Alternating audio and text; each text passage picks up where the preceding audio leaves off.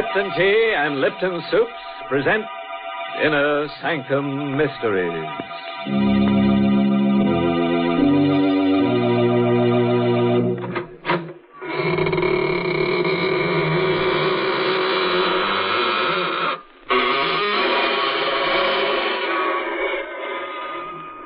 Good evening, friends of the Inner Sanctum. All waiting to go through the squeaking door.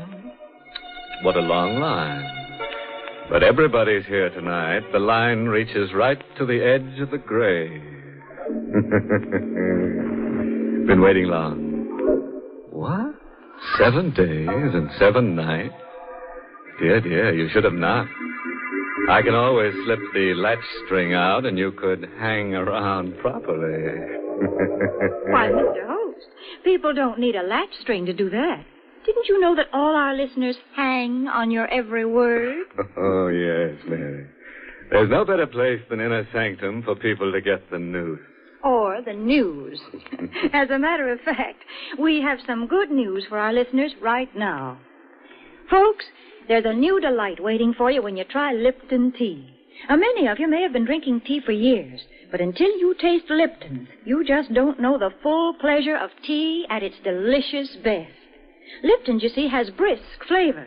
In fact, brisk is the very word the tea experts themselves use to describe Lipton's spirited, full-bodied flavor. Unlike ordinary dull-tasting teas, Lipton's is never flat, but always hearty and satisfying. Lipton tea gives you more contentment in every cup. So do try it soon. It's tea at its tastiest. Lipton tea, with that grand, brisk flavor.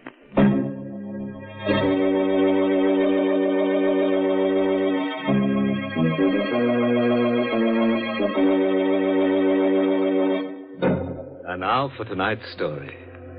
It's an original radio play written especially for the Inner Sanctum by Hank Warner, called Strands of Death, and starring Santos Ortega in the role of Henry. Do you love your wife? Do you enjoy buying her a handsome fur piece, perfume, jewels, or nylon? Do you wonder secretly what you would do if the finery you bought her was used by her to win another man so that she could leave you? Oh, you can't answer, can you? Well, this is the story of one man who can. Meek, mild Henry Turner. I should have known at once. That morning in the office, when Judson was reading the newspaper aloud, that something was wrong. The unidentified body of a young woman strangled with a brand new pair of nylons was found last night. Unidentified? Yeah. In the hallway of a rooming house at 72 Beach Street. Unidentified? Near the body, which was fully clothed, police found a handbag containing a sales slip from the Silvertone Hosiery Company. Incredible. Police are at a loss to Helen always carried identification, charge account, keys. Much less to discover. And a second pair of nylons. But if it wasn't Helen... No. Of course it was Helen. Well, that's a pretty piece of news, eh, Turner? By the way, you bought some nylons for your wife the other day, didn't you? Say, what's the matter? You sick? Was I sick? Johnson wanted to know.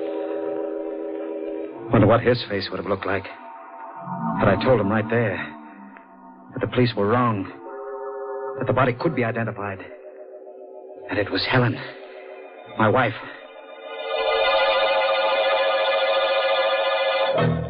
I went to the police. The body was at the morgue.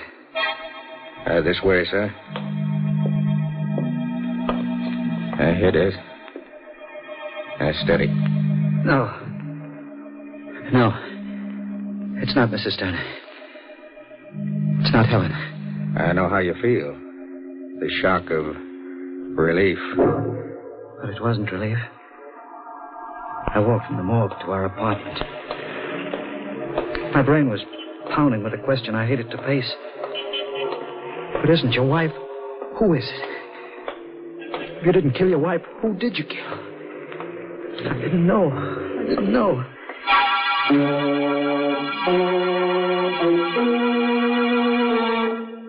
I got to the apartment. Weary, exhausted. Questions unanswered.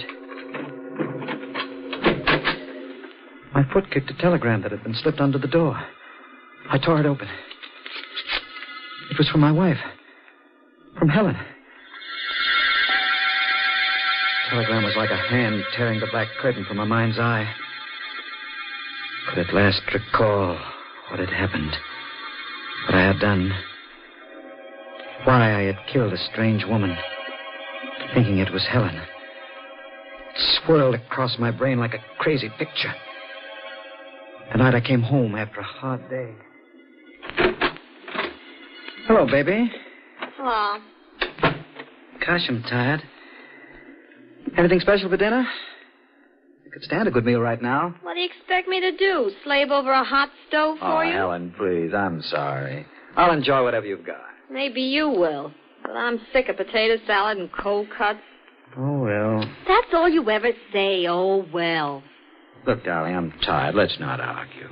Please. After all, things could be worse. You get your permanents, new dresses all the time, shoes, hats. Why, you're the best-dressed woman in the crowd. I suppose you'd like me to wear rags. Ah, that's where you're wrong, baby. You're a good looker, and you need pretty clothes. And you can have all my money can buy. Happy? Let's have a kiss, huh? Oh, I guess you're good to me, Henry. Let's eat. What I was really upset about, I suppose, is that I haven't got a single pair of nylons to wear with the new dress I got today. New dress? Lovely, you like it. Black. I planned on wearing it tonight. Would look lovely with real sheer nylons. Tonight? Oh, I didn't tell you. Girls are having a bridge over at Margie's. I won't stay long. Do you mind, Henry? I'm not very hungry. I'll slip into the dress if you don't mind. Go right ahead. Potato salad's very good tonight. My compliments, Mr. Schmidt, darling. Say, that is stunning. Like it? And how? Yeah, you certainly should be wearing nylons with that dress. Yes, sirree. Oh, well. Oh, would you mind, darling? I bought a carton of cigarettes in my briefcase in the hall, please. Oh, yeah, I better take a pack with me. Henry! Nylons! Oh, you beast, teasing me like this. Oh, they're lovely. Think nothing of it. Anytime you want nylons, just call on me. When? Where? Did you have much trouble? Ma'am, did you say trouble? Nothing at all. I just stood in line for 3 hours at the Silvertone shop. Of course, it rained for about 2 hours. But after all, nylons. Henry, you're wonderful. Oh, I'm crazy about them. I'll put them right on.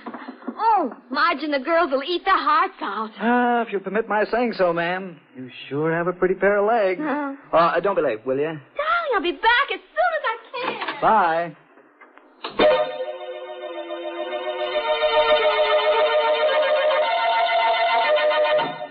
I sat around listening to the radio and reading the paper, waiting for Helen to come back.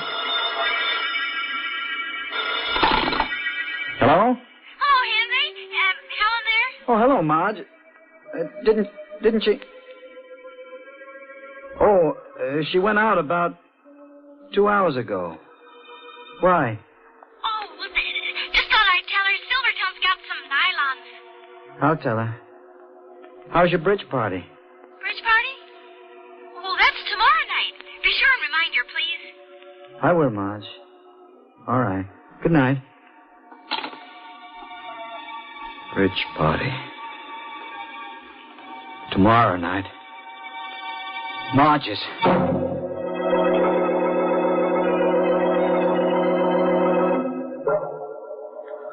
tried to sleep.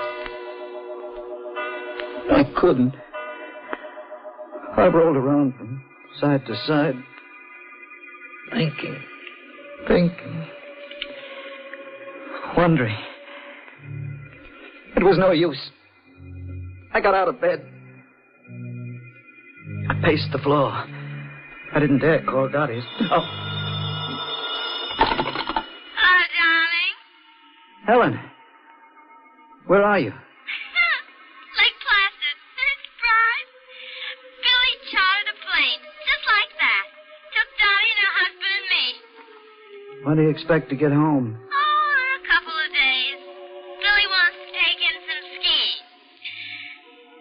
Oh?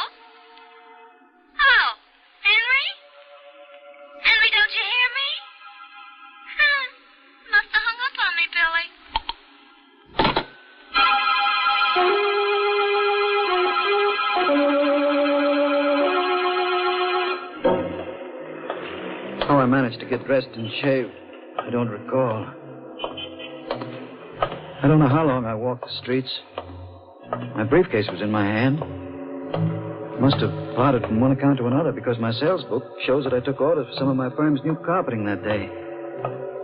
These things I don't recall at all. But the line, the nylon line. Strange that I shouldn't remember getting on it.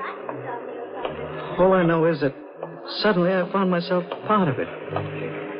How long I'd been on line, I don't recall. I told myself I had no business being on this line. I should have been out getting orders.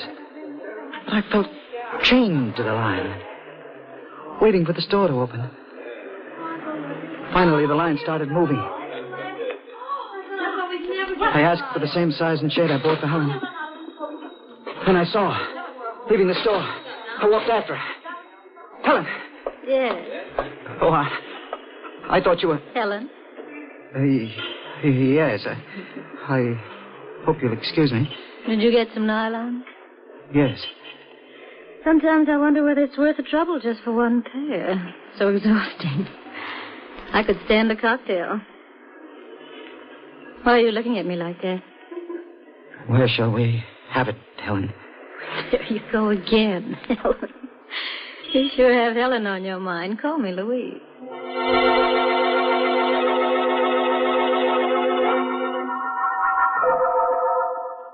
We had the cocktails. And then dinner. And I walked her home. In the hallway. This hall light seems to be out all the time. Well, it's been a lovely evening. You really need those nylons? I reached over to kiss her. She turned her head, swung her back to me. I put my arms around her waist, kissed her neck. What's Helen got that I haven't got? I got them for you, Helen. What shade? Rosy dawn. How smooth and soft they are. They look lovely against your pretty white skin. Tickling my neck. What are you... Look lovely around your pretty white throat. I got them for you, Helen. Just for you. Goodbye, Helen.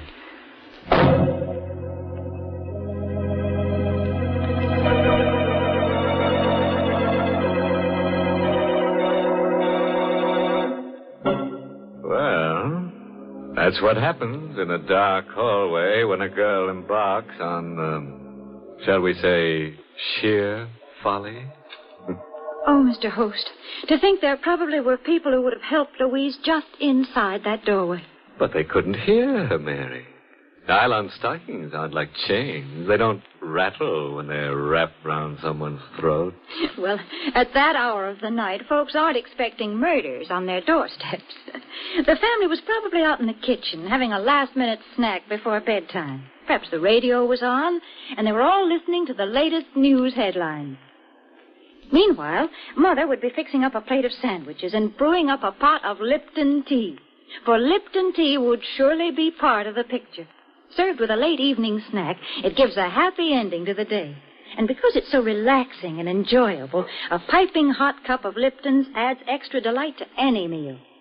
Why waste time just thinking about it? Why not get a package of Lipton tea tomorrow and treat yourself to its mellow, full-bodied flavor? Remember, Lipton's gives you brisk flavor.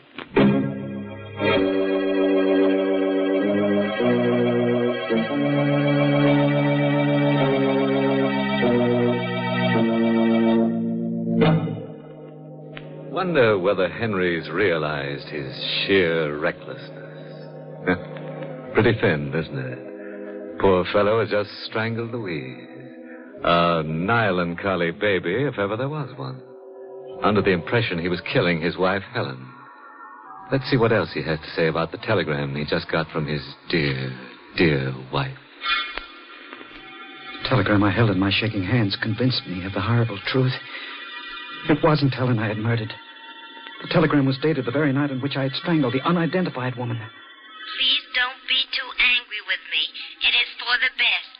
I've decided to marry Billy as soon as we can get divorced. I'll be home in a couple of days to pick up my clothes. Please don't be too unhappy.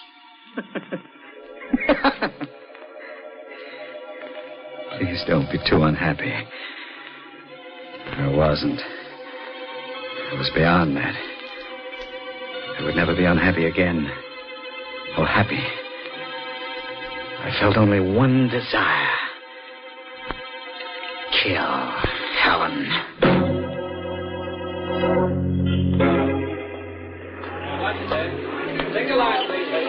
I passed the nylon line again. Next day, walked by it. I was drawn back to it. I joined the line. I didn't move fast enough. I felt a slight bump from behind. I turned. I'm sorry. Helen. You must be mistaken. Oh, I'm sorry.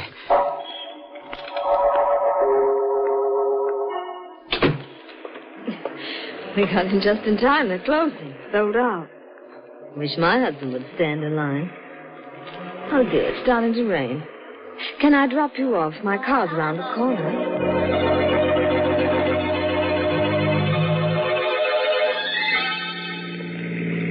We drove a bit into the country.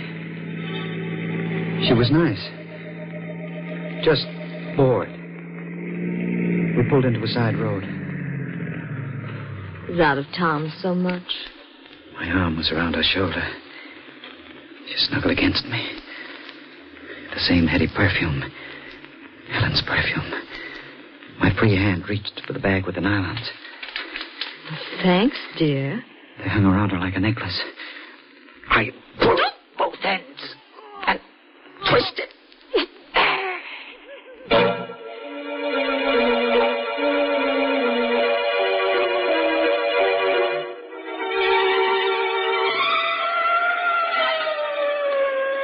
I knew sooner or later they'd get me, but I couldn't help it. All I knew was that I had to kill Helen. I knew I would have to kill anyone who reminded me of Helen.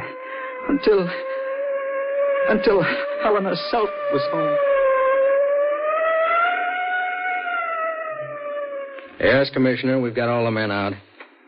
Yes, I'm assigning Keating to it. I'll keep you informed. Goodbye.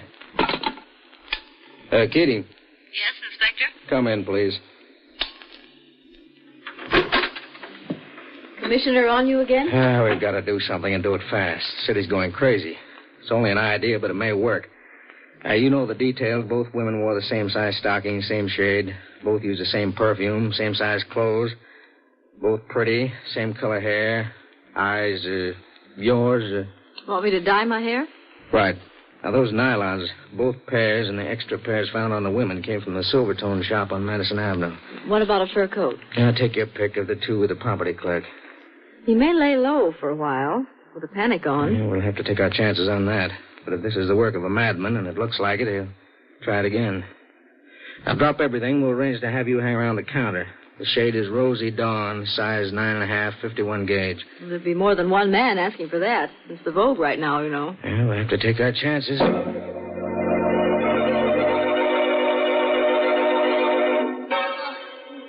Yes, mister, what's yours?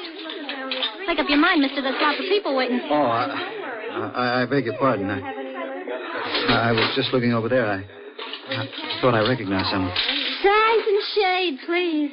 Rosy Dawn, 9.5, 51 gauge. They're down there. I'll get them. Rosy Dawn, 9.5. Rosy Dawn, 9.5, 51 gauge, Lieutenant Keating. Thank you. Would you mind stepping up this way, ma'am? This is the last box. That gentleman wants a pair, too. No, not at all. Oh, I beg your pardon. Helen. Oh, you must be mistaken. Oh, I'm sorry. You look so much like... How much, please? $1.65. I'm sorry to keep staring at you. You still think I'm Helen. Could be. Well? Care for a lift? I'm taking a cab to 51st and 3rd Avenue. I don't mind. I live down near 2nd.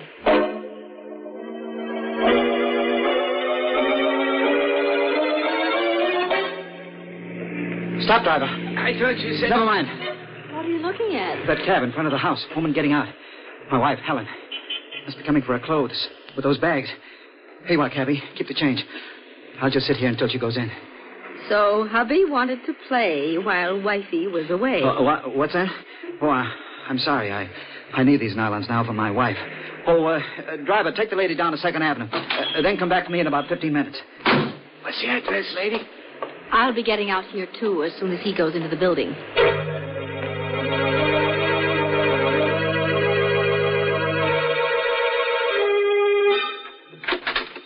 Who's there?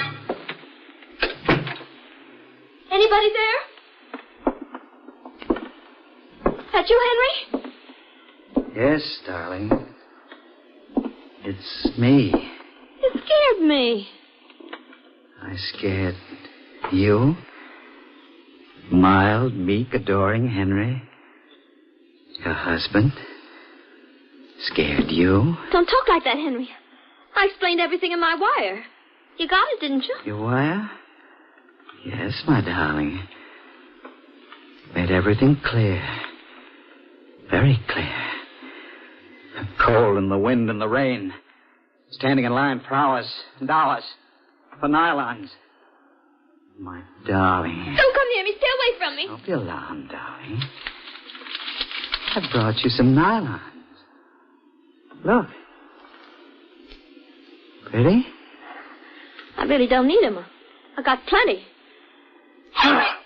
But you won't need any more after these. Stop it! You won't need any more nylons. I could hear her trying to revive Helen. It was no use. She'd come in too late. And she bent over me. Summoning what strength I had, I grabbed her leg, tripped her. Wait. As her head hit the floor, the gun dropped. I grabbed her. Better not. Get up. Sit in that chair. You're the nylon murderer, aren't you? Yes. You're a detective. Pretty smart. What are you going to do? Strange. I wanted to kill you. When I saw you in the store, Miss, Lieutenant Keating. Now that Helen is gone, I feel at peace. I don't want to kill anyone. I know how you feel, Henry. I loved her. You believe that, don't you? Sure. She was no good. Get up. What for? Get up, I said. I'll walk over to that closet. Go on. Open the door. Now turn around. Don't try anything or I'll have to shoot. Walk in. I'm sorry. So sorry, Miss Keating. Now, they can come and get you. Both of you.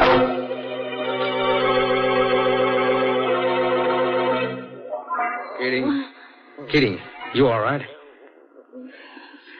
Nasty bump, Inspector. Did he get away? He was bleeding pretty badly. Now, the blood leads into the bedroom. What? That crazy fool. He's hanged himself. With nylons. Crazy? I wonder. Cut him down, Brady. Well, too late, Inspector. There's a note on the floor. Let's see it. Miss Keating will understand. Do you, Lieutenant? Yes, Inspector. I do.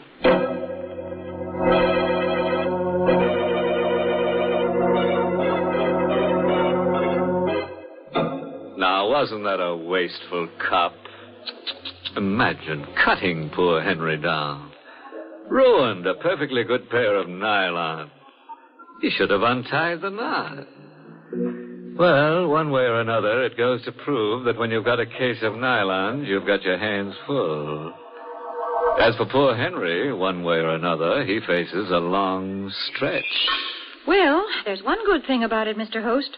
With Henry dead, ladies can stand in nylon lines once again without being afraid. Yes, Mary, tomorrow is another and a happier day for the ladies. Oh, but it needn't be just for the ladies, Mr. Host. Tomorrow can be a red-letter day for their families, too. That is, if they remember to put Lipton tea on tomorrow's grocery order tonight. How about that, friends? Jot it down right now so you'll surely remember. It'll be doing yourself and your family a good turn, because you'll all love grand Lipton tea. Everybody does. Because Lipton's has such delightful, brisk flavor. Because it's so satisfying and zestful. Don't let another day go by without trying it, will you? Tomorrow, be sure it's Lipton tea you ask for and Lipton's you get. Because Lipton tea has that wonderful, brisk flavor.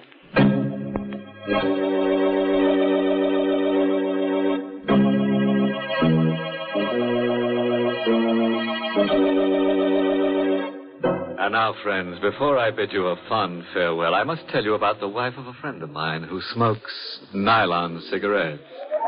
Yes, it burns her up. She has to roll her own, but she sure gets a run for her money. Oh, by the way, this month's Inner Sanctum mystery novel is The Lying Lady by Robert Finnegan. And next week, the makers of Lipton Tea and Lipton Soups bring you another Inner Sanctum story directed by Hyman Brown, starring Victor Moore, the famous Hollywood and Broadway star.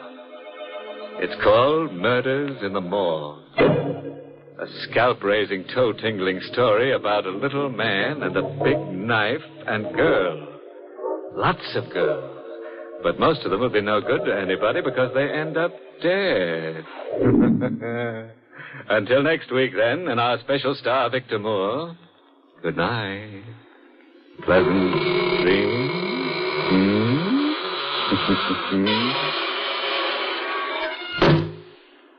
For tomorrow's lunch, let's see. Now, why not serve creamed salmon with peas? And lead off with a soup that's super. Wonderful Lipton's noodle soup. You've never tasted better fresh-cooked chickeny goodness in your life than you get in homemade-tasting Lipton's noodle soup. Now, that I can promise you. It's easy to prepare, too, and costs less, yet makes lots more than ordinary canned soups. So why not get a supply tomorrow of Lipton's noodle soup? And tune in next week for another Inner Sanctum mystery. This is CBS, the Columbia Broadcasting System.